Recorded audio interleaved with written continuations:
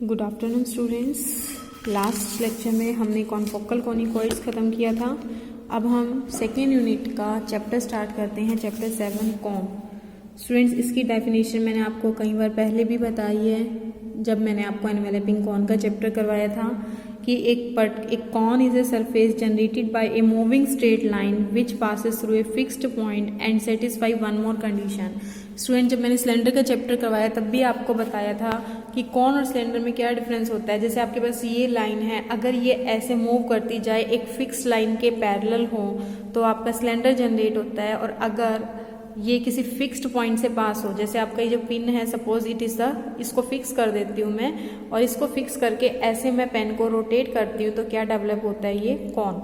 तो कॉन और सिलेंडर में सिर्फ एक ही डिफरेंस है, जो कॉन है वो किसी फिक्स्ड पॉइंट से पास होता है उसका जनरेटर, और जो सिलेंडर है उसमें जो जनरेटर है वो किसी फिक्स लाइन के पैरेलल होता है। सेटिस्फाई वन मोर कंडीशन, जैसे मान लो नीचे जो आपका बेस है वो सर्कल है, तो एक कंडीशन क्या सेटिस्फाई हो रही है कि जो जनरेटर है वो सर्कल के फॉर्म में रिवॉल्व कर रहे हैं। ठीक है, तो cone is a surface generated by moving line which passes through a fixed point and satisfy one more condition. It में वन मोर कंडीशन का एग्जांपल है, इट में intersect a given curve, touch a given surface, make a given angle with a given line and so on. जो fixed point है उसको हम बोलते हैं वर्टेक्स, और जिस लाइन को हम मूव करवाते हैं वो जनरेटर, और जो वन मोर कंडीशन सेटिस्फाई करती है उनको हम क्या बोलते हैं, गाइडिंग कर्व। स्टूडेंट्स, ये सारा मैंने आपको सिलेंडर में भी करवाया था। उसके बाद स्टूडेंट्स, मैं इसमें आपको ज़्यादा कॉन में ज़्यादा आर्टिकल्स वगैरह नहीं करवाऊंगी, जो इम्पोर्टेंट क्वेश्चन है सिर्फ वही आपको करवाऊंगी। इसके लिए देखो, आपने सिलेंडर के अंदर मैं आपको हल्का सा सिलेंडर रिवाइज करवाती हूँ, ज़्यादा डिटेल में नहीं करवाऊंगी।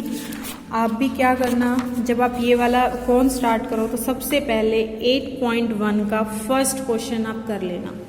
सिलेंडर चैप्टर है 8.1, उसका फर्स्ट क्वेश्चन कर लेना। देखो, आपको जब सिलेंडर करोगे साथ साथ कॉन करोगे तो आपको डिफरेंस समझ आएगा। ठीक है, तो हम कॉन का चैप्टर स्टार्ट करते हैं। कॉन से पहले मैंने एक्सरसाइज 8.1 का फर्स्ट क्वेश्चन की बात करती हूँ। फर्स्ट क्वेश्चन के अंदर देखो, आपको एक चीज़ और देखो, सिलेंडर में जब आप बोलते हो कि एक जो लाइन के पैरेलल आपने मूव करवाना है, यानी कि जो प्रॉपर्टी है वो क्या है, जनरेटर के डायरेक्शन रेशियोज, पैरेलल लाइंस के डायरेक्शन रेशियोज सेम होते हैं। तो इट मीन्स जो आप जनरेटर है उसमें किस पे स्ट्रेस देते हो, डायरेक्शन रेशियोज, यानी कि जनरेटर के डायरेक्शन रेशियोज आपको दे रखे होते हैं। तो आपको यहाँ 3 चीजें गिवन थी, आपको ध्यान हो, नहीं ध्यान है तो पहले 8.1 के क्वेश्चंस कर लेना। पहले तो आपको पास होना चाहिए डायरेक्शन रेशियोज ऑफ जनरेटर। ठीक है, दूसरा आपके पास होना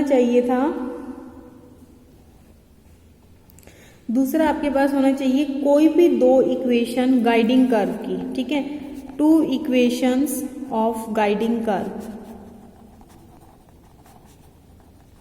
ठीक है, ये आपके पास गिवन होनी चाहिए थी, तो आप इक्वेशन ऑफ सिलेंडर निकाल सकते थे। क्या क्या गिवन होने चाहिए थे students, direction ratios of generator और 2 इक्वेशंस ऑफ गाइडिंग कर्व। जैसे देखो, फर्स्ट क्वेश्चन था, find the equation of right circular cylinder whose generators are parallel to the line. Generator इसके पैरेलल है, तो जनरेटर की डायरेक्शन रेशियोज क्या हो गए आपके 1, 2, 3, और गाइडिंग कर्व क्या होगी, x² plus y² is equal to 16, z equal to 0।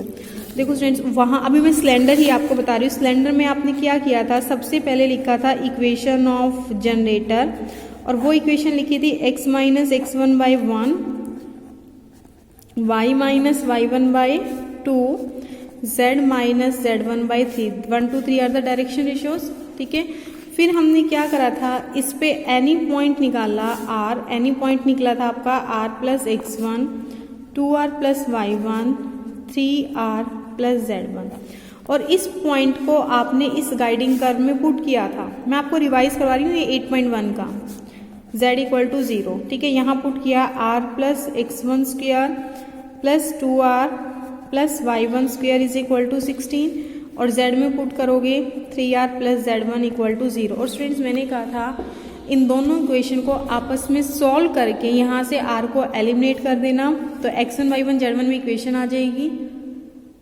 फिर लास्ट में लोकस के लिए x1 y1 z1 को रिप्लेस कर देना x y z से। मीन्स देखो, जैसे r निकाला तो ये मेरे पास आया माइनस z1 बाई 3, ये यहाँ पुट कर दो। Minus Z1/3 x1 whole square plus minus 2Z1/3 plus y1 whole square is equal to 16। उसके बाद स्टूडेंट्स हमने जैसे इसको सॉल्व किया था, x1 की टर्म इकट्ठी, y1 स्क्वायर की इकट्ठी, z1 स्क्वायर की इकट्ठी, फिर x1 y1 y1 z1 z1 x1 सारी टर्म्स इकट्ठी कर ली थी और लास्ट में लोकस के लिए प्लेस कर दिया था x1 y1 z1 को x y z से। अब ध्यान देना, आपको सिलेंडर के अंदर डायरेक्शन रेशियोज गिवन थी और गाइडिंग कर्व गिवन था। पॉइंट आपने खुद से इंट्रोड्यूस किया था, तो लास्ट में जाके पॉइंट को ही आपने रिप्लेस किया एक्स वाई जेड से, यानी कि खुद से जो इंट्रोड्यूस किया उसको रिप्लेस किया। अब कौन में क्या होगा स्टूडेंट्स, यही सेम चीज कौन में आएगी, लेकिन जो दो चीजें डायरेक्शन रेशियोज ऑफ जनरेटर दे रखा था उसकी बजाय आपको दे रखा होगा वर्टेक्स, क्योंकि जनरेटर हमेशा क्या होगा, वर्टेक्स ऐसे ऊपर फिक्स पॉइंट होगा, दिस इज द वर्टेक्स, तो ऐसे रोटेट करेगा ये, ठीक है। जब ये ऐसे रोटेट करेगा तो ये फिक्स्ड पॉइंट क्या कहलाएगा, वर्टेक्स। तो एक तो इसमें वर्टेक्स दे रखा होगा, दूसरा आपको क्या दे रखी होगी, दो इक्वेशंस ऑफ गाइडिंग कर्व। पहली बात तो देखो जो गिवन है उसमें डिफरेंस बताया, वहां आपको direction rate of shows of generator given था, यहाँ आपको वर्टेक्स गिवन है, ठीक है। वर्टेक्स ब्रैकेट में मैं लिख सकती हूँ थ्रू विच जनरेटर पासिस, क्योंकि जनरेटर हमेशा इसी से पास करता है। और साथ में आपको क्या दे रखी होंगी, दो इक्वेशन ऑफ गाइडिंग कर्व। तो स्टूडेंट्स अब मैं कौन के क्वेश्चन आपको दिखाती हूँ। पहले स्टूडेंट्स मैं 7.1 ना करवा के 7.2 आपको बता रही हूँ। देखो, find the equation of cone. मैं फर्स्ट क्वेश्चन साथ साथ आपको बता देती हूँ। First question exercise 7.2। First question देखो, find the equation of cone whose vertex is alpha beta gamma. तो स्टूडेंट्स आपको वर्टेक्स दे दिया अल्फा बीटा गामा, ठीक है। And whose base is this, यानी कि आपको क्या दे दी, गाइडिंग कर्व। गाइडिंग कर्व आपको क्या दे दी, y square is equal to 4ax and z equal to 0। हाँ जी स्टूडेंट्स, क्लियर है। तो यहाँ से स्टूडेंट्स डिफरेंस क्या है कि वहाँ आपको LMN गिवन थे, यहाँ आपको पॉइंट गिवन है। जब आपको LMN गिवन थे तो आपने एक पॉइंट मान के उसमें इक्वेशन निकाली, लास्ट में जाके x1 y1 z1 को रिप्लेस कर दिया x y z से। लेकिन जब पॉइंट आपको दे रखा है, ठीक है, तो यहाँ आप अगर इक्वेशन ऑफ जनरेटर लिखना चाहो, इक्वेशन ऑफ जनरेटर, तो पॉइंट आपके पास है, डायरेक्शन रेशियोज आपको सपोज करने पड़ेंगे। क्या लोगे, x minus alpha by L, y minus beta by M, z minus gamma by N. बिल्कुल उसी तरह देखो, वहां आपको LMN दे रखे थे, वो मैंने पुट किए, पॉइंट माना x1 y1 z1। यहाँ पॉइंट दे रखे हैं तो डायरेक्शन रेशियोज हमने क्या माने, LMN। फिर वही काम करना है, इज इक्वल टू R माना, फिर यहाँ एनी पॉइंट निकालो। एनी पॉइंट क्या आएगा, LR plus alpha, MR plus beta, NR plus gamma. फिर इसको किस में पुट करते हो, पुट इन, इसको नंबर डाल दो 1, पुट इन 1 करो पुट। y की जगह y की वैल्यू पुट करो, MR plus beta whole square is equal to 4a, x की जगह LR plus alpha and z की जगह z की value NR plus gamma equal to 0। फिर आप क्या करते हो, इन दोनों की हेल्प से r को एलिमिनेट करोगे। यहाँ से r की वैल्यू निकाल लो, माइनस गामा बाई एन, और वो यहाँ पुट कर दो m, ये वैल्यू बन जाएगी minus gamma by N plus beta whole square is equal to 4a minus L gamma by N plus alpha. अब यहाँ आगे डिफरेंस आएगा स्टूडेंट्स, सिलेंडर में हमने क्या करा था, x1 y1 z1 को रिप्लेस कर दिया x y z से, लेकिन यहाँ हमारे पास x1 y1 z1 नहीं है जो हमने खुद से इंट्रोड्यूस किया है। खुद से क्या इंट्रोड्यूस किया है स्टूडेंट्स, हमने LMN को हमने खुद से इंट्रोड्यूस किया है, ठीक है। तो जो टर्म हम खुद से इंट्रोड्यूस करते हैं हम सिर्फ उसको ही एलिमिनेट करेंगे। आई थिंक आपको बात समझ आ गई होगी। पहले तो देखो इसको थोड़ा सॉल्व कर लेते हैं, ठीक है। सॉल्व करो, इसमें n LCM ले लो, तो ये बनेगा minus m gamma plus n beta whole square divided by n square क्योंकि स्क्वायर से बाहर आ रहा है। ये टर्म बनेगी minus 4a into minus L gamma plus N alpha by N. एक एन से एन कैंसिल हुआ, इस एन को भी इधर मल्टीप्लाई कर लेना, तो ये टर्म बनेगी minus M gamma plus N beta whole square is equal to 4an minus L gamma plus N alpha. अब मैं फिर से बता रही हूँ स्टूडेंट, जो ध्यान रखना है, पिछले सिलेंडर में हमने x1, y1, z1 को रिप्लेस कर दिया था x, y, z से। यहाँ तक का बिल्कुल सेम क्वेश्चन है, कौन और सिलेंडर में कोई डिफरेंस नहीं है।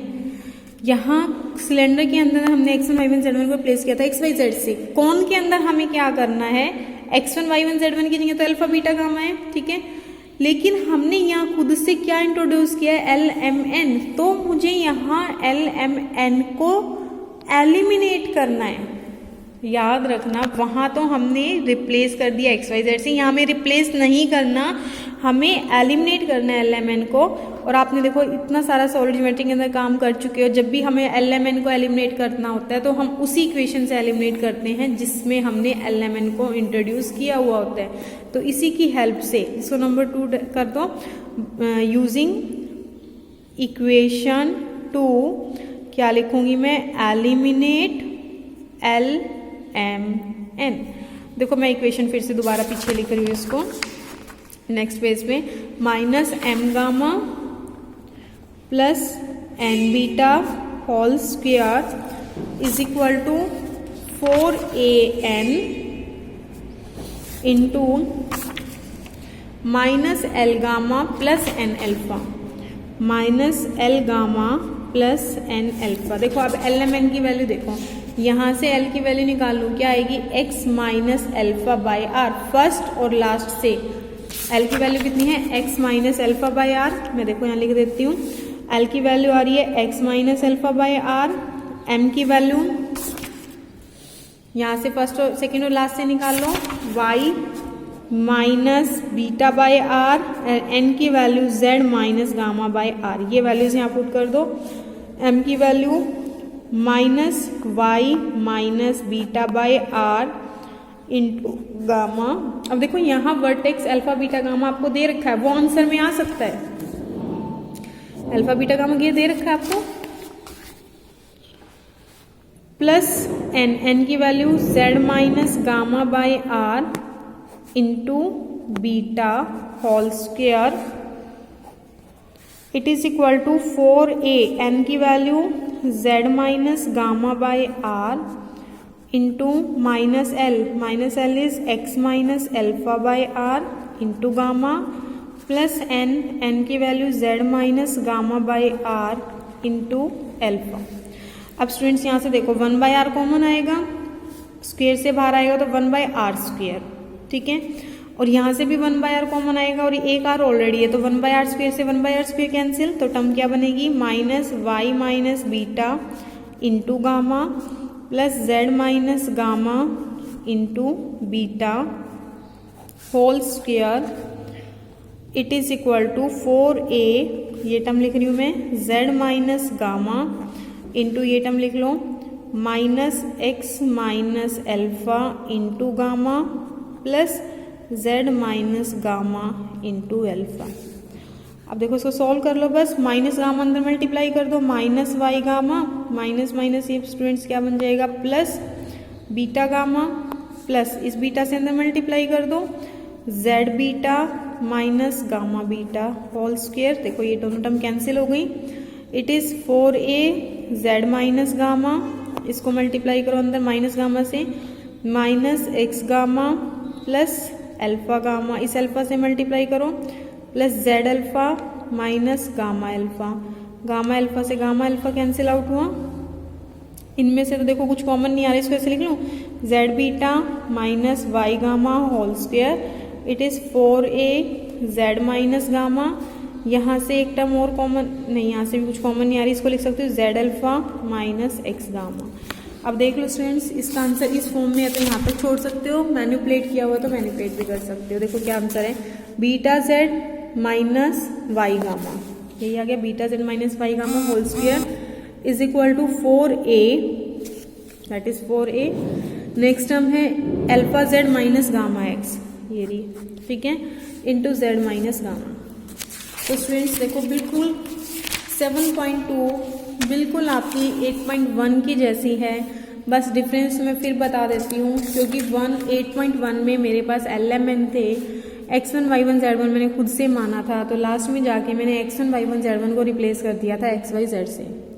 बट कौन वाले क्वेश्चन में मेरे पास x1 y1 z1 है, वर्टेक्स हैं, अल्फा बीटा गामा की फॉर्म में दे रखे हैं, हमने खुद से इंट्रोड्यूस किए हैं LMN, तो लास्ट में जाके हमने LMN को रिप्लेस नहीं करना, इसी की हेल्प से LMN को एलिमिनेट करना है, अपने आप आपका आंसर आ जाएगा। अब स्टूडेंट्स इसके सारे के सारे क्वेश्चंस मैंने क्वेश्चन सारे देख लिए हैं, 6 के 6 क्वेश्चन बिल्कुल सेम पैटर्न के क्वेश्चन है, आप सारे कर लेना। जिसकी कोई प्रॉब्लम हो मुझे आप मैसेज कर देना, मैं एक एक क्वेश्चन आपको वीडियो में नहीं करवाऊंगी, बिल्कुल सेम पैटर्न के क्वेश्चन है। अब आओ 7.1 पर। देखो 7.1 में क्या है, मैं आपको डिफरेंस बताती हूँ। 7.1 और 7.2 में डिफरेंस है। 7.1 के अंदर वर्टेक्स ओरिजिन दे रखा है, देखो vertex origin, vertex is at origin, यानी कि जो आपके पास यहाँ अल्फा बीटा गामा था, इसकी जगह क्या पुट कर दोगे 0 0 0, बस, और कोई डिफरेंस नहीं है। देखो find the equation to the cone with vertex at origin which passes through the curve, दो कर्व दे रखी है, वर्टेक्स आपको ओरिजिन दे रखा है, ठीक है। Find the equation of vertex is origin which passes through, ये दो कर्व दे रखे हैं। स्टूडेंट इसी तरह के क्वेश्चन है, लेकिन मैं आपको सजेस्ट करूंगी अगर वर्टेक्स ओरिजिन दे रखा हो ना, तो आप बजाय इतना लंबा कर लेंगे, इसका शॉर्टकट एक और है, ठीक है, उस शॉर्टकट से काम करना ज्यादा इजी है। समझ आ रही है बात? तो उस शॉर्टकट से काम करना हमारे लिए बहुत इजी है, तो मैं आपको वो शॉर्टकट बता देती हूँ, तो अब उससे आप 7.1 भी कर लेना। 1 और 2 में जो प्रॉब्लम हो मुझे आप मैसेज कर देना। वर्टेक्स, लेकिन जो 7.2 का मेथड है वो आप कहीं भी अप्लाई कर सकते हो, लेकिन 7.1 का मेथड सिर्फ कब अप्लाई करोगे, जब वर्टेक्स ओरिजिन होगा। इसका एक हम रिजल्ट यूज करते हैं स्टूडेंट्स, देखो क्या रिजल्ट यूज करते हैं। जब भी equation of cone find out करनी हो विद वर्टेक्स एट ओरिजिन, तो वो इक्वेशन हमेशा होमोजेनस होनी चाहिए। एक रिजल्ट होता है कि अगर कोन का वर्टेक्स ओरिजिन हो तो कोन की इक्वेशन हमेशा होमोजेनस होगी, और अगर कहीं आपको दे रखा है कोन की इक्वेशन होमोजेनस है, तो उसका वर्टेक्स क्या होना चाहिए, ओरिजिन ही होना चाहिए,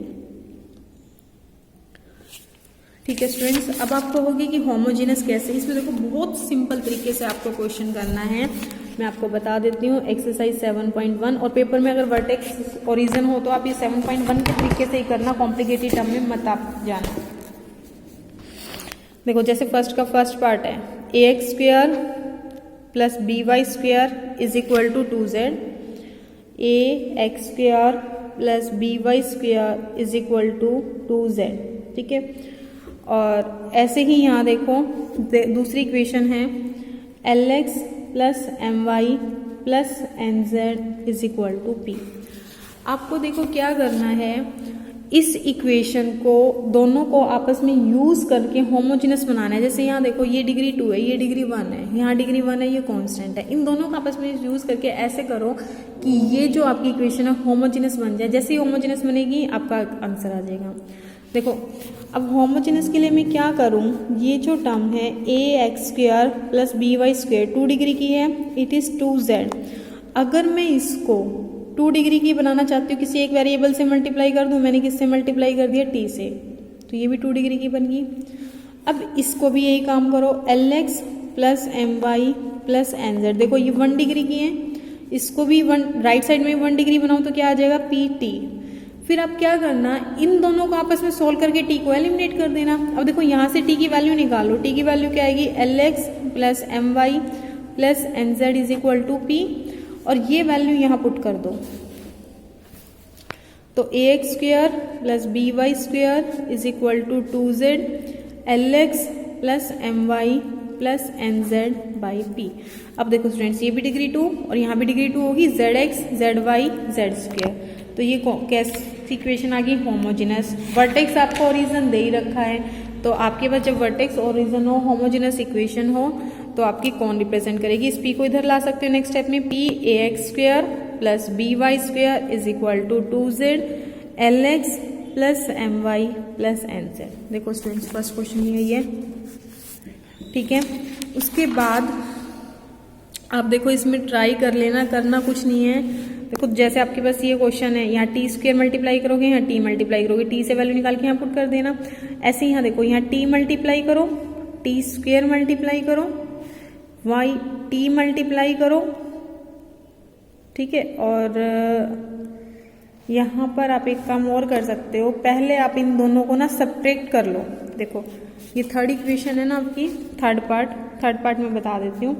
x square plus Y square plus Z square minus X minus 1 equal to 0, X square plus Y square plus Z square plus Y minus 2 equal to 0। मैंने ये स्टेटमेंट लिखी। देखो स्टूडेंट्स, अगर मैं यहाँ टी मल्टीप्लाई करती हूँ, यहाँ टी स्क्वेयर, यहाँ भी टी और टी स्क्वेयर अगर मैं मल्टीप्लाई करती हूँ तो कॉम्प्लिकेटेड टर्म बन जाएगी, क्योंकि यहाँ से क्वाड्रेटिक इक्वेशन आ जाएगी, यहाँ से भी क्वाड्रेटिक। तो आप क्या करो, पहले ना इन दोनों को सब्ट्रैक्ट कर लो, 1 माइनस 2 कर लो आप, तो ये टर्म तो कैंसिल आउट हो जाएगी। क्या टर्म आएगी, minus X minus 1 minus Y plus 2 is equal to 0, ठीक है। तो ये इक्वेशन बनेगी, माइनस भी कॉमन ले लो, एक्स प्लस 1 प्लस Y minus 2 equal to 0 means x plus Y minus 1 equal to 0। अब क्या करो, इसको होमोजेनस बना लो। इसको होमोजेनस बनाने के लिए क्या करूंगी, x plus minus 1 into T is equal to 0। अब t की वैल्यू निकाल लो, क्या वैल्यू आ गई, x प्लस वाई, ठीक है।